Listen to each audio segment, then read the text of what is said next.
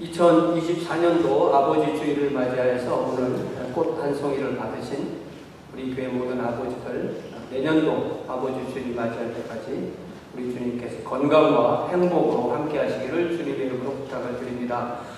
성경의 모든 이야기는요, 어떻게 보면요, 구원과 심판의 이야기입니다.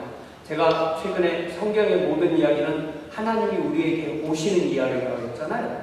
하나님이 우리에게 오시면 뭐하러 오시냐면은 하나님이 우리를 구원하시기도 하고 심판하시기도 하기 위해서 이 땅에 오십니다. 그러니까 모든 이 심판의 이야기와 구원의 이야기는 따로 떼어진 게 아니라 심판의 이야기 속에 구원이 있고 구원의 이야기 속에 심판이 있는 거예요. 성경 창세기부터 계시록까지 다 있던 이런 패턴이 연결됩니다. 우리가 그렇기 때문에 심판할 때 잘 보면 구원 얘기가 있어요. 그러니까 구원 없는 심판이 없고요, 또 심판 없는 구원도 없습니다. 일부는 대다수는 심판받고 일부는 구원받고, 일부가 구원받고 대다수가 심판받는 것입니다. 노아 시대에도 예를 들자면 이 땅에 있는 모든 사람들이 심판받았지만 노아와 그의 7 가족은 구원받았죠. 아브라함을 갈대아 우르에서 그의 가족과 함께 부르셨다는 얘기는 그곳에 있는 사람들은 심판받고 갈대아 우르에서 심판받고 아브라함과 그의 가족은 하나님의 백성으로 구원받았다는 그런 의미입니다. 요즘 우리가 나누는 이런 이야기도 마찬가지인데요, 소돔과 고모라가 멸망하는 이야기 안에 롯과 그의 가족이 구원받는 이야기가 하나로 되어 있습니다. 자, 부활하신 우리 주님께서, 제가 성경에 마가복음 16장 말씀을 써드렸는데요, 부활하신 우리 주님께서 승천하시기 전에 뭐라고 당부하시냐면, 여러분 마가복음 16장을 찾아보세요. 16장에 보면 15절 말씀에 뭐라고 말씀하시냐면은, 또 이르시되 너희는 천하에 다니며 만민에게 복음을 전파하라. 만민에게 복음을 전파하라고 하셨어요. 그러니까 우리가 창세기 12장에서 하나님께서 아브라함을 부르셔서 아브라함의 씨인 예수 그리스도를 통하여서 당나라 족속과 백성과 강한 모든 민족에서 하나님의 백성을 불러 모으시겠다는 아브라함 언약을 선포하셨죠. 그리고 그 뒤부터 한 700년 정도 후에 모세를 통해서 이스라엘 선택하시면서 온 세상은 하나님 앞에 죄인이라는 것을 드러내셨고요, 모세 언약을 통해서. 그리고 그 뒤부터 1400년 후에 오신 예수 그리스도의 보혈로 모든 죄를 대속하여 주시면서 보혈로 맺은 그 언약으로 모든 강나라 족속 백성과 방언에서 하나님의 백성을 불러 모으신다는 아브라함의 언약이 예수 그리스도의 보혈 언약에서 온전히 이루어진 것이죠. 그래서 그 내용을, 그 복음을 우리 주님께서 사도들에게 전파하라고 만민에게, 그러니까 천하 만민에게, 이스라엘만 가라는 게 아니라 온 천하 만민에게 전하라고 그렇게 말씀하십니다. 그래서 사도들은 이렇게 주님께 이 복음을 온천에 다니며 만민에게 전할 명령을 받았어요. 그러면 어떤 일이 일어나냐면, 복음을 전하게 되면 어떤 일이 일어나냐면, 여러분 제가 주보에 마가복음 몇 장 16장 16절, 이런 것도 외우기 쉬워요. 16장 16절, 마가복음 16장까지 있는데 16장 16절 한번 읽어봐요. 시작. 믿고 침례를 받는 사람은 구원을 얻을 것이요 믿지 않는 사람은 정죄를 받으리라. 제가 옛날에 우리 교회 처음 왔을 때 헨리 나우엔 신부님, 네덜란드 출신 헨리 나우엔 신부님 1932년생이고 96년까지 사셨는데, 이 신부님의 글을 제가 5년 동안 게재한 적이 있어요. 그런데 이 신부님의 글 중에 어떤 걸 읽는데 깜짝 놀란 게 있는데, 그게 뭐냐면 이 신부님이 뭐라고 써놨냐면, 이분이 굉장히 착한 분이니까 구원받는 모든 사람은 하나님의 전적 은혜로 구원받고 지옥 가는 모든 사람은 하나님이 하는 게 아니라 자기들이 원해서 하는 거다. 맞아요, 틀려요? 맞는 말이에요. 그러나 맞기만 한 말이 아니라 틀리면 안 되는 거예요. 구원받은 모든 사람은 하나님이 전적으로 예정하셔서 그 반응으로 우리가 믿잖아요. 우리가 안 믿으면 구원받을 수 없어요. 그죠? 그 부분을 뺀 거예요. 그러니까 지옥 가는 모든 사람은 자신이 선택해서 지옥을 가지만 하나님께서 그들을 구원하지 않았기 때문에 지옥에 가는 거예요. 그러니까 우리가 이렇게 칸이 있고 4칸이 있다면 하나님의 주권, 인간의 선택. 그런데 이 부분과 이 부분을 빼고 말하는 거예요. 그분이 몰라서 뺀 게 아니라 하나님의 어떤 그런 주권과 인간의 책임을 강조하려고 그런 말을 했다고 저는 이해를 합니다. 그러니까 하나님께 구원받는 모든 사람들은 믿음으로 반응하게 돼 있고 하나님께서 구원하지 않는 사람은 믿지 않는 것으로 반응하는 거예요. 그렇기 때문에 이 마가복음 16장 10절에는 하나님이 구원하시기도 하고 하나님이 정죄하시기도 심판하시고 하신 하나님이지 하나님이 구원하시는 사람은 구원하고 나머지는 몰라 이게 아니라는 거예요. 그러니까 구원하시는 주체도 누구예요? 하나님이에요. 정죄하시고 심판하시는 주체도 누구예요? 하나님이신 거예요. 그러니까 우리 하나님은 구원의 하나님이시지만 동시에 심판의 하나님이세요.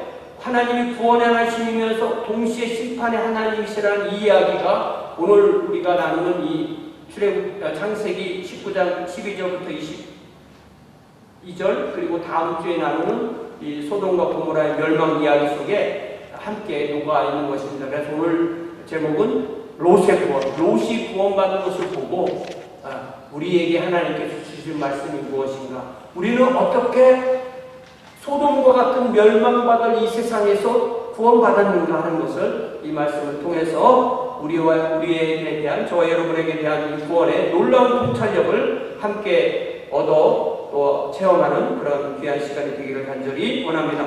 자, 우리 지난주에 나눈 말씀이 창세기 19장 1절부터 11절까지인데요. 거기 보니까 이제 롯은 거기 폭도들, 소돔의 폭도들에 의해서 곧 눌려 죽임을 당하고 압살당하고 롯의 집이 파괴되고 또 롯의 가족 그리고 천사들이 비참한 재난을 당할 그 상황에서 이 천사들이 개입하는 바람에 롯도 살고 그 사람들은 눈이 어두워져서 무엇을 찾지 못하고 그 집 들어가는 문을 찾다 결국 흩어진 그런 이야기까지 하게 됐죠. 자, 이제 12절 말씀을 보세요. 오늘 12절부터인데 12절 말씀에 보니까 그 롯의 집에 온 그 사람들이 두 사람이고 그분들이 천사들이잖아요. 그분이 그 집안의 아버지고 가장인 롯에게 말하되 여기에 있는 사람, 그러니까 롯의 부인 롯의 두 딸 외에 롯에게 속한 자가 또 있느냐? 네 사위가 있거나 또 여기에 없는 자녀가 있거나 성중에 너희에 속한 뭐 종이나 이런 사람들이 있다면 다 그들과 함께 이 식구들과 함께 성 밖으로 이끌어내라 이렇게 말합니다. 그러니까 롯의 집안에는 네 식구가 있었죠. 롯과 롯의 아내와 롯의 두 딸. 그러니까 롯은 아들이 없었던 거예요. 그리고 롯의 아내는 이름이 없어요. 롯의 두 딸도 이름이 있는데 이름이 성경에 안 기록된 거죠. 그래서 보통은 롯의 아내 이렇게 불립니다. 롯의 딸들이 이미 결혼 정년기에 도달했다는 것을 생각해 보면 롯이 아브라함을 따라서 가나안에 와서 사는 기간이 25년이거든요. 그러니까 아마 하란에 있을 때 결혼을 했고 딸 둘을 낳든지 아니면 가나안에 와서 바로 딸들을 낳든지 아마 그렇게 됐을 거예요. 그렇게 돼서 한 25년 정도 가나안 생활 이후에 그 다음에 한 20년 그 정도 후에 소돔으로 들어가게 되는 거죠. 아브라함이 소돔에 사는 롯의 구원을 위해서 하나님께 간청드리는 기도 내용을 잘 들어보면 롯을 위해 기도한다는 것은 롯의 네 식구 중에서 나머지 3명은 빼고 롯만 구원해 주세요 이런 뜻이 아닌 거예요. 성경은 한 사람이 구원받으면, 롯이 구원받으면 그 롯의 가족을 이게 자연스럽게 포함해요. 그러니까 노아를 구원하실 때 노아만 구원하고 나머지 7식구는 제외하는 것이 아닙니다. 그러니까 더욱이 이 롯에게는 롯과 아브라함이 둘 다 이 반유목민으로 목축을 하는 분들이었잖아요. 그래서 그때 둘이 헤어지는 이 이야기를 잘 들어보면 롯에게는 양들을 치는 그런 종들이 많이 있었던 거예요. 그런데 소돔성에 가서 살다 보니까 도시인인데 살다 보니까 그런 목양하는 종들이 필요가 없었던 것입니다. 그렇기 때문에 롯은 완전히 도시민이 되고 그는 자신을 포함해서 딱 4식구인 거예요. 그래서 우리가 이렇게 하나님께서 소돔을 심판하실 때 아브라함을 생각하사 롯을 구원하심에 있어서 롯의 구원이 단지 롯만의 구원이 아니고 그에게 속한 모든 사람의 구원이라는 점을 통해서 우리는 무엇을 생각할 수가 있을까요? 그러니까 우리 집 한 집안에 아버지 혼자 믿으면 나머지 사람들은 자동으로 구원받는다. 그런 의미가 아니죠. 그런 의미가 아닙니다. 그 무슨 얘기냐면 뭘 생각해야 되냐면 우리 한 사람이 구원받으면 그 사람이 제일 먼저 생각나는 사람이 자기 배우자, 자기 자녀들, 자기 가족 친지가 제일 먼저 생각나게 됩니다. 예를 들면 기생라합도 자기만 구해주는 것이 아니라 자기의 가족과 친척 모두를 집으로 모아서 같이 구원받기를 원했잖아요. 그게 당연한 인지상정이고 그래서 복음이 제일 먼저 가족을 통해서 전달된다는 것입니다. 빌립보 성에 있던 간수가 바울과 신라가 감옥이 흔들리고 사람들이 자꾸 풀려났는데도 도망가지 않고 있는 걸 보고 깜짝 놀라서 그들 앞에 무릎을 꿇고 무엇이라고 물었냐면 선생님들이 내가 어떡하여 구원받겠습니까? 라고 물어보았을 때 이 둘이 대답한 대답이 사도행전 16장 31절. 제가 어릴 때 처음 예수님 믿고 이렇게 시내를 쭉 학교에서 교회를 쭉 가다 보면 큰 교회들의 종탑에 이 기절을 많이 썼어요. 사도행전 16장 31절. 주 예수를 믿으라. 그리하면 너와 내 집이 구원을 받는다. 그래 그날 이 빌립보 간수의 모든 집안 식구가 함께 침례를 받은 이야기가 성경에 있죠. 그러니까 이 말씀은 가장이 믿으면 나머지 식구는 믿지 않아도 자동 구원을 받는다는 의미가 결코 아닌 것입니다. 가족의 한 사람이 복음을 듣고 믿어 구원받으면 그 구원이 가장 먼저 그 가족 구성원들에게 전파된다는 뜻이에요. 이렇게 우리는 각자 믿어야 되지만 함께 믿어야 돼요. 우리는 각자 믿지만 믿는 즉시 함께 믿는 신앙의 공동체가 생기게 되는데 그 신앙의 공동체 안에 자기 가족 공동체도 함께 믿어서 함께 들어오게 되는 것입니다.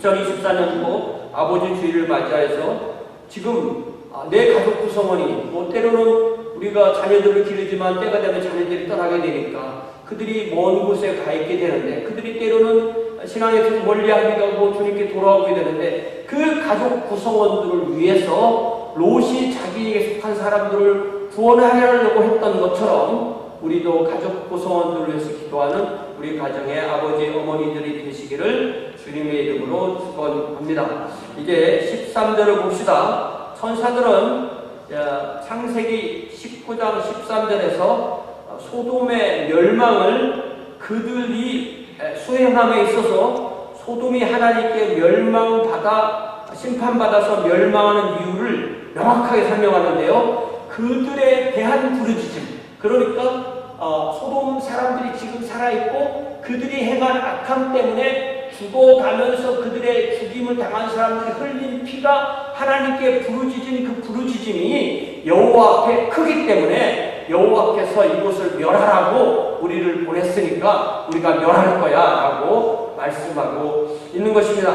그러니까 그 앞장 18장 20절에서도 하나님은 아브라함에게 뭐라고 말씀하셨냐면 소돔과 고모라에 대한 부르짖음이 크고 그 죄악이 심히 무겁다 이렇게 말씀하셨어요. 자, 그런데 우리는 소돔과 고모라의 죄악이 무엇인지에 대해서는 구체적으로 나와 있지 않아요. 그런데 힌트를 얻을 수 있는 구절이 성경에 있는데 여러분 에스겔 16장을 찾아보세요. 에스겔 16장. 에스겔 16장을 보면은 하나님께서 예언자 에스겔에게 지금 유다와 예루살렘, 이미 북왕국 이스라엘 망했잖아요. 남왕국 유다와 예루살렘이 이제 바벨론에게 망해가는 그 과정 속에서 지금 유다와 예루살렘의 죄악을 그 전에 한 1400년 전에 있었던 소돔과 고모라의 죄악과 이렇게 비교하는 거예요. 그러면서 에스겔 선지자를 통해 하나님을 말씀해 주시는 것은 소돔 고모라의 죄악보다도 유다 예루살렘의 죄악이 더 큰 아이템 말씀하세요. 그러면서 여러분 에스겔 16장 49절을 보세요. 그러면서 뭐라고 말하냐면 이 소돔은 네 동생이다 말하면서 49절에 네 아우 소돔의 죄악은 이러하다. 그와 그의 딸에게 무엇이냐면 이 소돔을 이제 사람으로 보고 그의 딸들이라고 그랬죠. 교만하고 음식물이 풍족하고 태평한데 가난하고 궁핍한 자들을 도와주지 않았다. 그리고 50절에는 거만하여 가증한 일을 내 앞에서 행했다. 그래서 하나님이 보시고 그들을 없이 하셨다. 심판하셨다. 이렇게 말씀하세요. 아브라함의 시대는 주전 2000년경이고 에스겔의 시대는 주전 600여 년이기 때문에 두 시대의 차이는 1400년 정도가 되는 거예요. 그럼에도 하나님께서 유다의 죄를 소돔의 죄와 비교하는 이 말씀을 통하여 우리는 소돔과 고모라의 죄악이 주로 무엇이었는가를 우리가 이 말씀을 통해서 어느 정도 힌트를 얻을 수가 있는 거예요. 그들의 죄는 교만하고 풍족하고 태평한 생활 가운데 가난하고 궁핍한 자들을 도와주지 않았다는 게 수탈했다는 그런 뜻이 있겠죠. 더 나아가서 50절에서 말씀하시는 것처럼 거만하여서 가증하는 이만은 동성애 같은 그런 심각한 죄악을 저질렀음을 지적하는 것입니다. 이런 죄로 소돔과 고모라가 멸망할 때 롯의 가족만이 구원받았죠.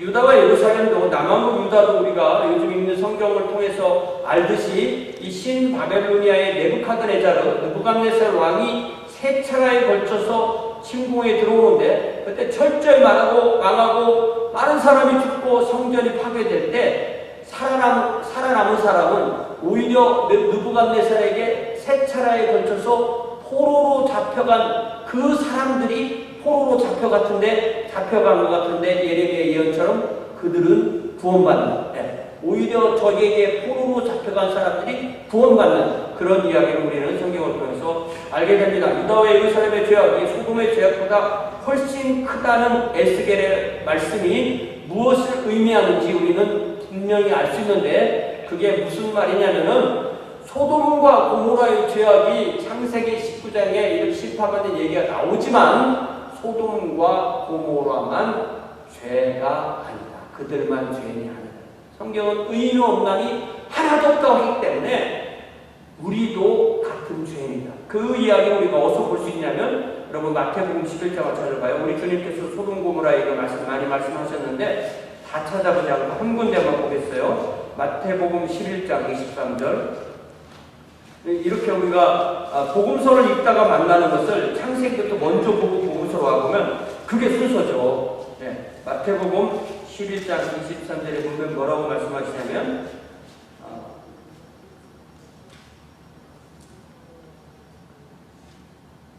이게 마태복음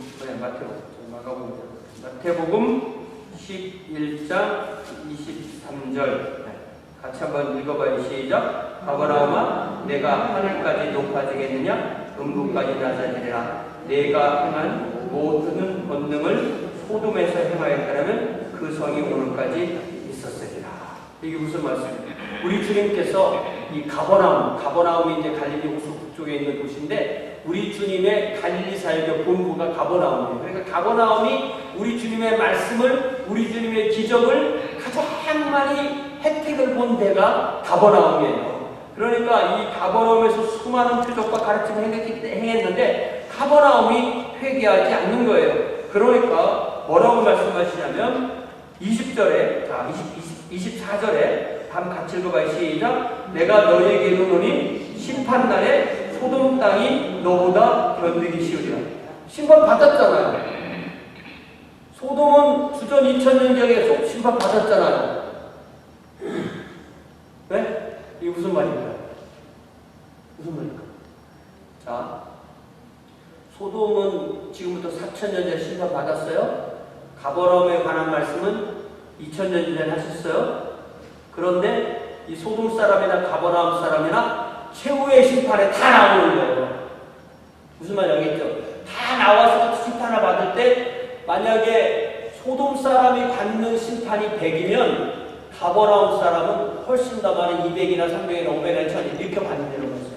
그러니까 최후의 심판에는 이 땅에 살았던 모든 죄인이 주님 앞에 다 서는 거예요. 그때 소돔보다 가버나움 너희들이 더 큰 벌을 받을 거야. 이렇게 주님께서 말씀하시는 거예요. 그러니까 제가 이런 그 에스겔 16장이나 또 마태복음 11장 이 말씀을 통해서 깨달은 바 여러분과 함께 나누고 싶은 것은 뭐냐면 우리가 소돔에 대한 죄악 이야기를 나눌 때 소돔 죄들 봐 하면서 손가락을 그들을 가르치는 것이 아니라 이런 말씀을 들을 때 그 손가락이 우리를 가르쳐서 내 자신을 가르쳐서 내가 얼마나 극악무도한 죄인인지 나 때문에 우리 주님께서 십자가에 못 박히셨는지 이것을 깨닫는 것이 진정한 이 말씀을 받아야 하는 마땅한 우리의 자세라는 것이 깨달아져서 제가 여러분과 나누게 되는 것입니다. 이제 14절 보세요. 14절 보니까 이 천사들이 한 말을 듣고 그 밤에 롯은 집을 나섰습니다. 몇 시쯤 나갔을까요? 탁 써놨으면 좋겠는데 안 써놔요. 자정쯤 나갔습니다. 그러니까 밤에 이제 잠잘 때쯤에 그런 일이 일어났다. 한 8, 9시쯤 잠을 잤다 하면 그런 뭐 시끄러운 일이 있었고 이제 천사의 말을 듣고 사위들을 만나러 나갈 때 자정쯤에 나갔다고 칩시다.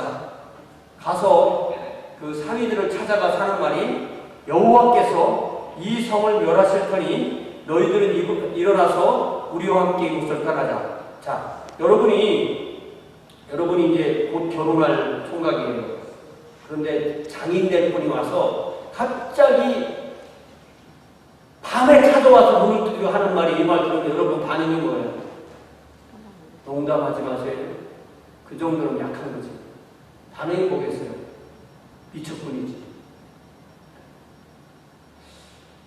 롯이 평소에 자기 딸들의 그 남편이 될 그 미래의 사윗감에게 여호와 하나님 이야기를 해주었을까요? 안 해줬을까요? 이명수 있어요. 해줬을까? 안 했을까?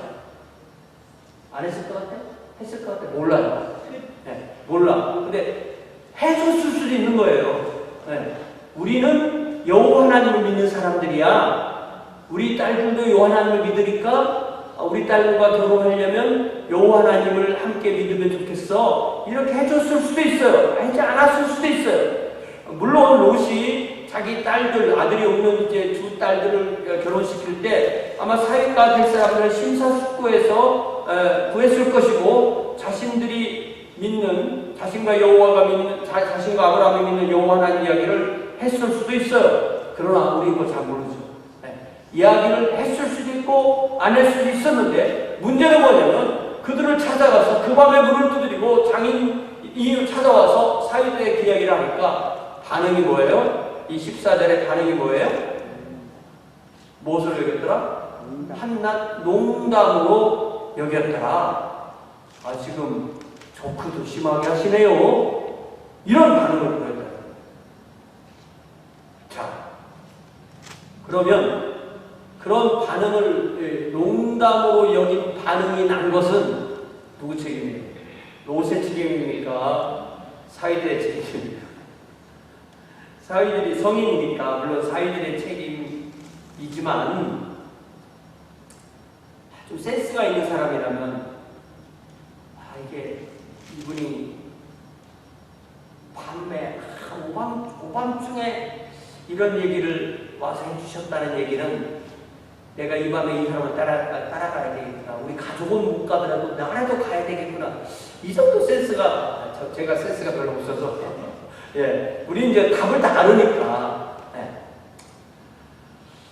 예. 그러니까 그런 사위들은 그런 생각을 전혀 할 수 없었던 거죠. 그들은 결혼하게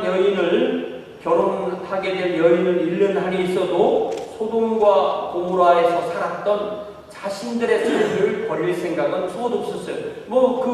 그 사위들이 집안에서 보면은 얘가 미쳤나 갑자기 그 결혼할 여자를 따라가 가버렸네? 이렇게 되는 거잖아요. 네. 그러니까 한 사람이 하나님께서 베푸시는 구원을 받는다는 것은 전적으로 하나님 은혜인 건 아는데 여러분이 이 시간에 이 자리에 와 있는 게 하나님의 은혜고 기적입니다. 우리가 그걸 알아야 돼요. 자, 이제 15절이에요. 동틀 때에 천사가 롯을 재촉했다고 했어요. 그러니까 이제 두 집을 다니면서 그런 얘기를 하고 이제 빈손으로 와서 집에 도착해서 이제 하다 보니까 이제 밖에 이제 좀 환해지기 시작한 거예요. 빈손으로 돌아왔고 밤이 다 지새고 새벽이 되는 겁니다. 하나님의 명하신 이 소금 심판을 수행할 천사들이 롯과 그 가족 구성원을 재촉했다고 했어요. 네, 재촉했다. 그러니까 재촉했다 이렇게 되어 있어요. 일어나서 여기 있는 당신의 아내와 두 딸들을 이끌어내시오. 만일 그렇지 않는다면 우리가 죄악 중에서 이 성을 심판할 때, 멸망할 때 당신들도 함께 멸망할 것이요. 여기서 우리 다시 이 메시지를 받은, 물론 가족도 같이 받았지만 롯의 책임에 대해서 생각해 보는 것입니다. 그런데 16절을 보세요. 15절에서는 천사들이 재촉했죠. 그런데 롯은 어떻게 했어요? 시체했다고 했어요. 이 말씀이 다른 기록 안 해놔도 꼭 필요한 건 기록해놔. 어떻게 했다고? 시체했다. 이게 무슨 말일까요? 왜 지체했을까요? 그러니까 이제 손님들이 어제 저녁에 들어왔는데 그 다음날 새벽 될 때가 되니까 아무것도 못 챙기고, 소돔에 올 때는 엄청난 거 갖고 왔잖아요. 아무것도 못 챙기고 자기 아내와 두 딸과 몸에 입은 옷, 뭐 간단한 뭐라도 챙길 수 있었기 어쨌든 해서 나가야 되는 거예요. 뭐 음식이나 뭐 돈이나 뭐 재산이나 이런 거 못 챙기고 최대한 빨리 소돔을 탈출해야 되는 거예요. 여러분, 우리가 카트리나 때나 또 뭐 리타나 뭐 이런 거 왔을 때 생각해 보면요, 물이 내한테 오는 속도보다 내가 그 물을 이기고 빠져나가는 속도가 늦기 때문에 재난을 당하는 거잖아요. 그때 내 몸이 빠져나가는 게 중요하지, 뭐 신분증 챙기고 뭐 이런 거 못 챙기고 싶으세요? 그런 홍수, 지진 같은 천재지변이 일어나서 정말 총각을 다투는 상황에서 옷조차 입을 시간이 없어. 옷조차 입을 시간이 없으면 알몸으로라도 뛰어나가실래요? 난 그렇게는 못해. 죽어도 알몸으로 못 뛰어나가. 어떡하세요? 옛날에 그 한국에 제가 어릴 때 대연각이라는 그 이름을 대연각이라고 해서 화제가 났나. 네. 그래, 그때 보니까 진짜 옷도 못 입고 사람들이 나오고.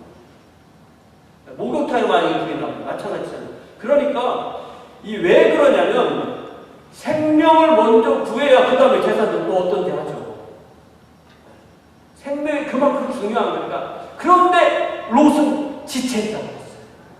그런 모든 재산, 시간, 에너지, 노력, 그 모든 걸 다 바쳐서 이룩한 소돔의 삶을 포기하는 것이 아까웠다는 거예요.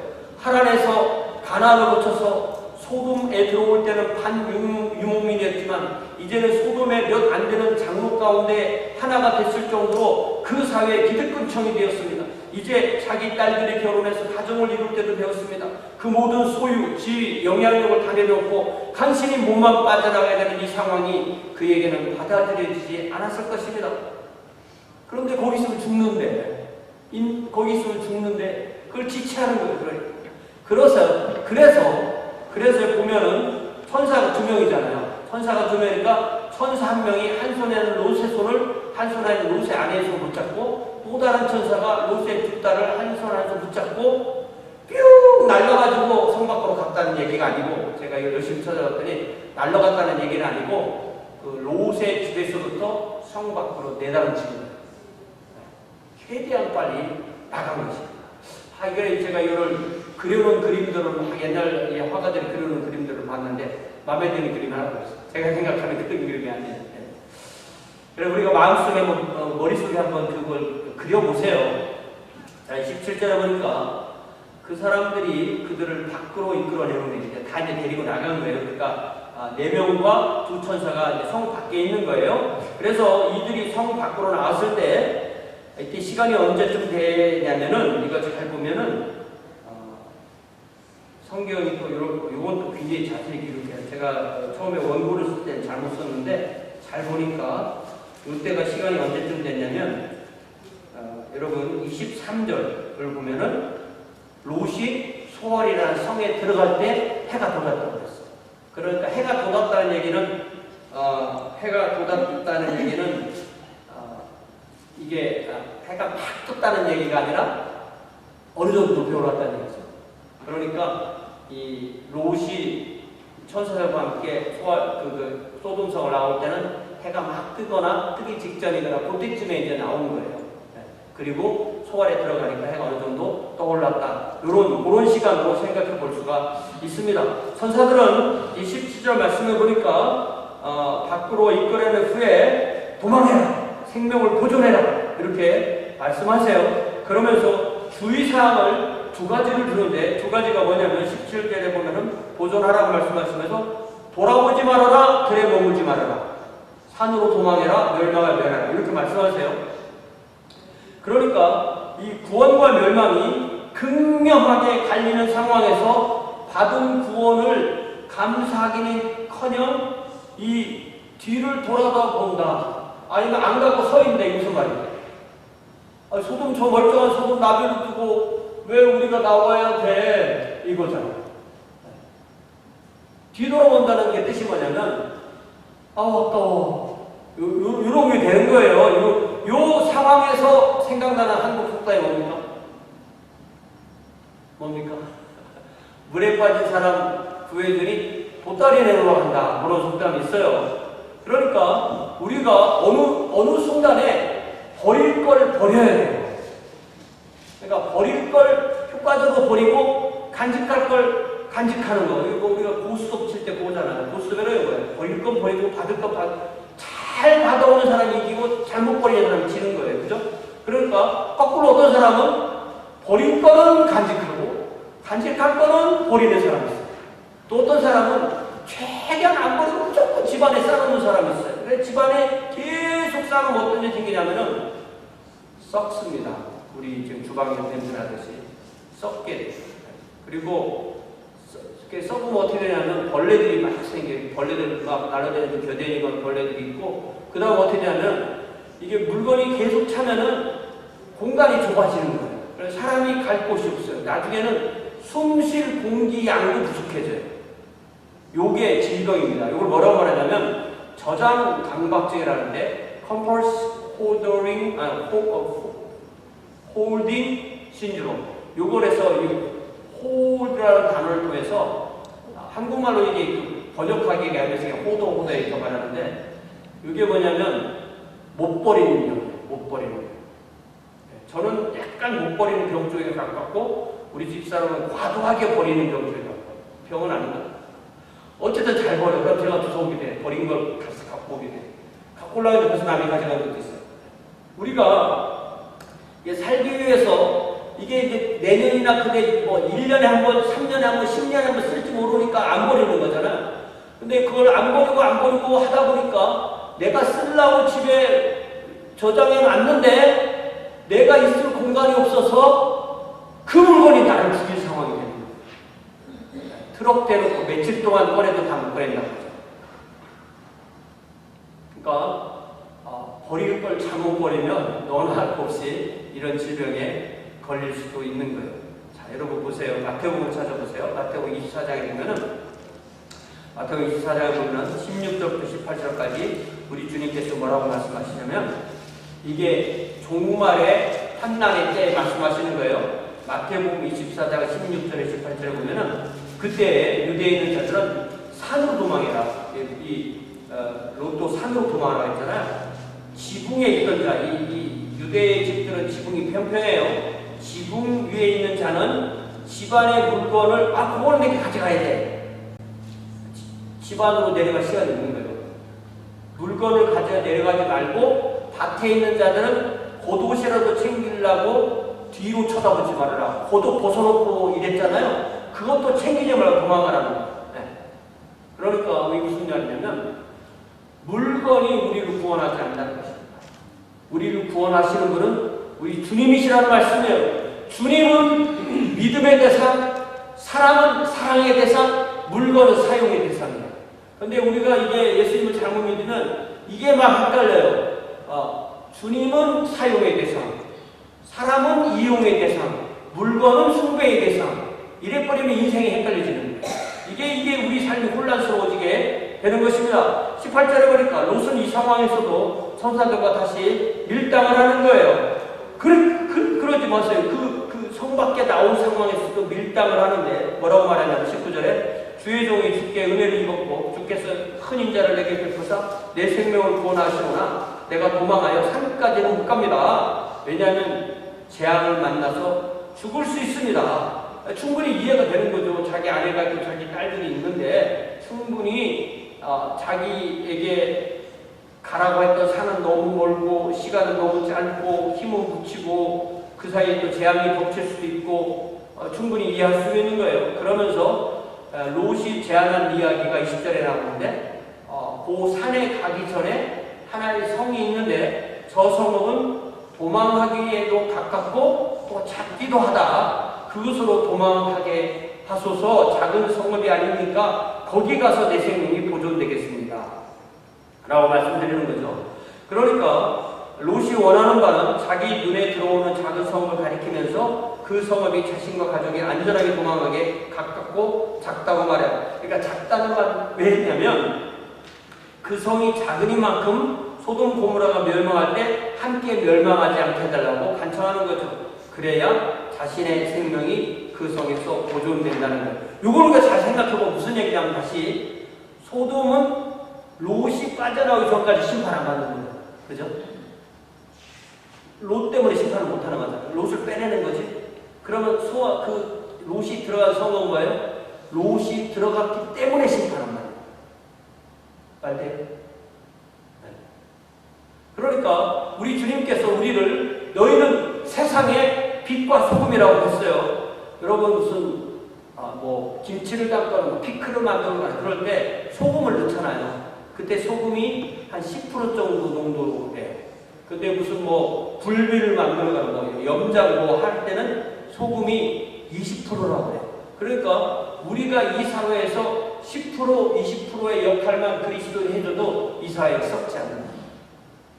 이 사회가 맛있고 나무식이니까 맛있고 썩지 않는다는 거예요. 내가 참으로 구원받은 그리스도인이라고 할 때 나 때문에 내가 속한 것이 썩지 않고 밝고 따스하고 맑음을 유지할 수 있는 그런 그리스도인이 되는 것이 저와 여러분을 부르신 우리 주님의 뜻임을 이 본문을 통해서 다시 한번 깨닫게 됩니다. 그러자 21절에 보니까 천사가 롯의 청혼을 들어주죠. 그래서 22절에 자 그러면 그 성으로 도망해라. 네가 거기 딱 이르면 그때까지 내가 아무것도 하지 않고 다 이르면 그때부터 내가 하겠다. 그래서 그 이름이 소알이다. 소알. 제가 어릴 때 대학생 때 공주에 있는 산에 기도원 가끔 갔는데 그 기도원 이름이 소알산이라고 했었어요. 네, 소알. 소알이니까 우리 한국말에도 좀 차가 보이잖아요. 그죠? 대아리아의 소알. 조금만 한가 그런 느낌이 들었는데 소알인데 이게 여러분 그 창세기 14장 12절에 보면은 거기에 있던 그 요단 계곡에 있던 네 개의 도시 이름이 소돔, 고모라, 스보임, 벨라라고 했어요. 벨라. 이 벨라라는 게 원래 이름인 거예요. 그러니까 벨라는 멸망, 흡수, 삼킴. 그러니까 좋은 의미는 아니죠. 그런데 롯이 이 성으로 자신과 가족을 의탁할 수 있는 가깝고 작은 성이다. 작은 성이라고 말했던 그 의미가 바로 조알인데 이 뜻이 뭐냐면 작다는 스몰이라는 뜻보다는 사소한 거, 그러니까 별로 대단하지 않은 거, insignificance. 그러니까 이거는 그러니까 작은 거니까 남겨두세요 이런 의미가 있는. 그러니까 소돔을 벗어난 롯과 그의 가족이 이 작은 성에 잠시 머무르는 그런 이야기로 오늘 본문의 말씀이 끝나는데요. 롯의 이야기가 여기 끝나는 게 아니라 우리가 다음 주일, 그 다음 주일까지 두 번을 더해요. 그러니까 롯 이야기가 생각보다 성경 본문에서 자세하고 의미 깊게 우리에게 주어지는 말씀이에요. 여러분 제가 주보에 써드린 요한일서 4장 4절을 보세요. 이게 이 말씀과 이렇게 부합하는 성경 본문을 만나는 게 참 하나님의 은혜인데요. 요한일서 4장 4절 한번 같이 읽어봐요. 시작. 가늠한 여인들아 세상과 벗된 것이 하나님과 원수됨을 알지 못하느냐? 그런 누구든지 세상과 못이 되고자 하는 자는 스스로 하나님과 원수되는 것이니라. 그러니까 이는 모든 그리스도인 중에서 죄를 범하는 그리스도인을 가늠한 여인들이라고 상징적으로 이렇게 부르는 거예요. 우리가 지난 몇 주 동안 나눈 이 이야기는 결국 뭐냐면 하나님의 버신 아브라함 그리고 세상의 버신 롯 이 사이의 이야기예요. 그죠? 하나님이 버시 되고자 했던 아브라함, 세상의 버시 되고자 했던 롯의 이야기가 극명하게 대비됩니다. 그러면서 이 요한일서 4장 4절에서 말씀하시기를 세상과 버시 되는 것이 영적 간음이고 하나님을 원수 삼는 삼는 것이다라고 했습니다. 하나님을 대적하는 것, 하나님을 원수 삼는 것처럼 위험한 게 어디 있어요? 우리는 하나님을 신뢰하고 사람을 사랑하고 물건을 사용하며 살아야 되는데, 이 요한일서 4장 4절은 잘못 판단하면 하나님을 심지어 원수 삼아서 살려는 그리스도인들이 있다 이렇게 말합니다. 롯처럼 세상을 사랑하고 하나님과 원수가 되면 우리 삶은 뒤죽박죽이 되는 거예요. 우리가 이제 다음 주, 그 다음 주 보면 롯이 얼마나 뒤죽박죽인가를 알 수가 있는 것이죠. 그렇기 때문에 우리 땅에서 생명이 연장되는 단 한 가지 목적은 우리의 삶을 통해서 우리 주님의 영광을 드러내고 우리를 하나님의 왕국 백성 삼으신, 우리가 세상에 빛과 소금으로 살기를 기대하시는 우리 주님의 그 기대, 우리를 향하신 자비하심 때문에 내가 아직도 이 땅에 살아있구나라는 것을 깨닫고 우리 주님께서 원하시는 그런 삶을 살게 해주세요라고 우리 집사님 기도하실 때, 우리 주님 집사님 반주하실 때 우리 함께 기도하겠습니다. 주신 말씀을 기억하면서 이 한 주 동안도 주신 은혜에 감사하며 세상의 벗이 아닌 하나님의 벗으로 아브라함처럼 롯처럼 살지 않고 아브라함처럼 살 수